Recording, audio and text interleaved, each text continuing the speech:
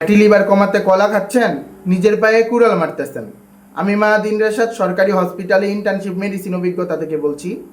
কলা, আঙুর, খেজুর এই তিনটা ফলে ফ্রুক্টোজ সবচেয়ে বেশি থাকে, আর ফ্রুক্টোজ সরাসরি আপনার লিভারে চর্বি বানায়।